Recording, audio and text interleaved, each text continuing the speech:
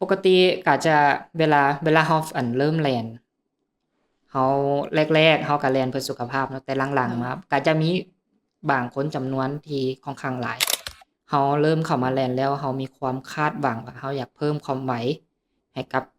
การแล่นอยากได้สถิติใหม่ๆอยากได้ PB ใหม่โดๆยวิธีการฝึกซ้อมนี่เรามีเทคนิคการฝึกซ้อมแนวใดบ่เพื่อให้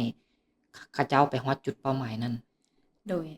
อันนี้แม่นแต่ตารางสำหรับผู้ที่ผ่านจุดเริ่มต้นของการเป็นนักแล่นมาแล้วก็คือบ่ได้เป็น beginner แล้วเก่าที่จะเป็นขาแห้งก็คืออยากได้ อือฮึ PB ตัวอย่าง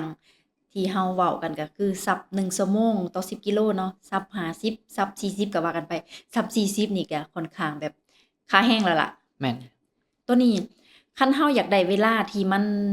มี performance ดีๆสำหรับตัวเองหั้นน่ะก็ซ้อมต้องเป็นระบบหน่อยหนึ่งมีแต่ตารางหยังคักแน่ว่าในอาทิตย์หนึ่งเฮาซ้อมจักวันระยะทางเฉลี่ยต่อ1อาทิตย์เท่าใดกิโลเมตรที่มันควรจะเป็นขึ้นกับระยะทางที่เฮาจะไปแข่งขันตัวอย่างจะไป10แข่งขัน10กิโลเมตรอีก3เดือนข้างหน้าหรือว่า6เดือนข้างหน้าแต่ตารางซ้อมก็จะประมาณนี้ตัวอย่างอาทิตย์หนึ่งจะไป10กิโล ระยะทางเฉลี่ยเขาจะเอิ้น mileage เนาะเก็บ mileage โดย70กิโลเมตรหรือว่า100กิโลเมตรคันอืแม่นม100นี่ระดับขาแห้งแล้วอืมๆโดยตารางหลักๆที่เฮาเห็นที่ซ้อมเป็นระบบค่อนข้างเป็นระบบว่าซั่น1เก็บระยะก็คือ long run มี long run แหน่เก็บระยะหั้นแหละอัน2มาก็ลงคอร์ต3 tempo และที่4คันว่าก้าวที่จะเป็นขาแห้งแล้วก็คือไปฟิตเนสนำไปยิมนโดยำสร้างความแข็งแรงของอ่า เบิดทั้งโตวเฮาหั้นแหละเพราะว่าการแล่นเฮาใช้ทุกภาคส่วนของร่างโดกายยไปหลิ้นขาหลิ้นแขนคันเฮาขับเคลื่อนแขนไว้ตีแขนไว้บาดกราวเฮามันก็จะไวสังเกตบ่คันเฮาแล่นๆไปแล้วขาเฮาเริ่มเบิดแรงแล้วแต่ว่าอือฮึเฮายังตีแขนไปอยู่นะบาดกราวอา เฮามันจะไปนำเอาง่ายๆคือเข้าใจง่ายๆคือว่าเราใช้อย่างเดียวบ่ได้เราโดยต้องสร้างความแข็งแรงให้มันพร้อมแม่น เพื่อให้มันพร้อมในการใช้งาน4เลยได้นี่ในแต่ตารางนี่ก็อืคือมเฮาไปแบ่งเฮ็ดใน1อาทิตย์แต่ว่าแนะนำพัก1มื้อเต็มต่ออาทิตย์หรือว่า2มื้อก็ได้ก็แล้วแต่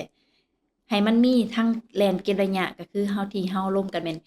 แล่นโซน2บ่สร้างความแข็งแรงของระบบหัวใจไหลเวียนเลือดโดยอัน2มาลงคอร์ต3มา Tempo 4ไปฟิตเนส อาแต่ว่าต้องซ้อมให้มันพอดีคันว่าซ้อมหนักจนเกินไป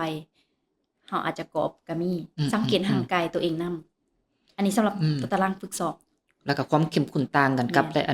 ต่างกันแล้วก็แล้วแต่เวลาที่เราต้องการเนาะแม่นมันก็สิต่างกันตามระยะที่เราจะไปแข่งเลยอืม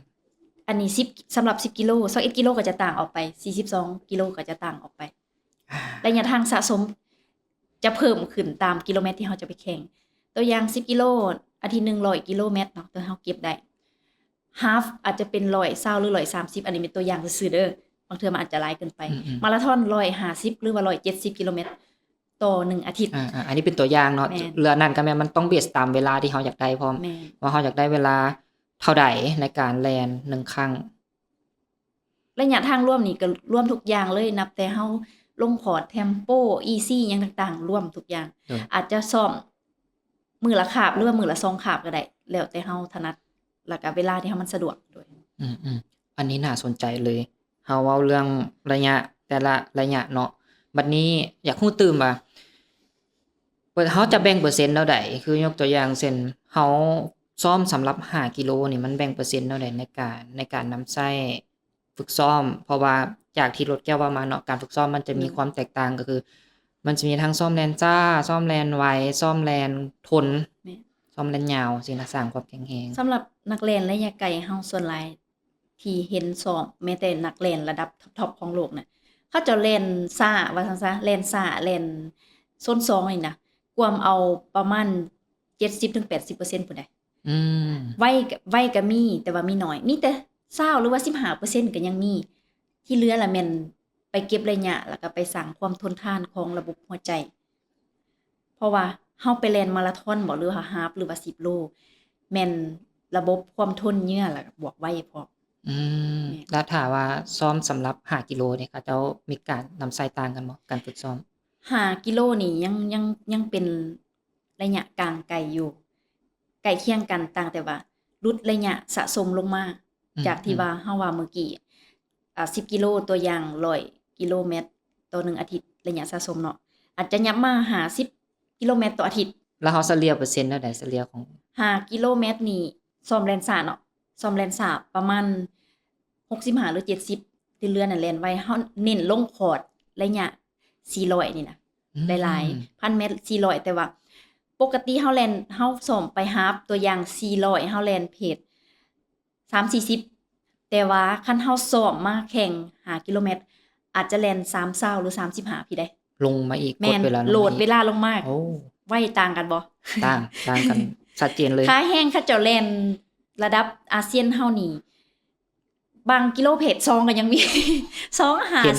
250 แม่น 255หรือว่า240สิน่ะ อืม มันโหลดลงมาต่างกันหลายใส่ อืม ความไวที่ต่างกัน แต่ว่าระยะลงคอร์ดคือกัน อืม ยับขึ้นยับลงได้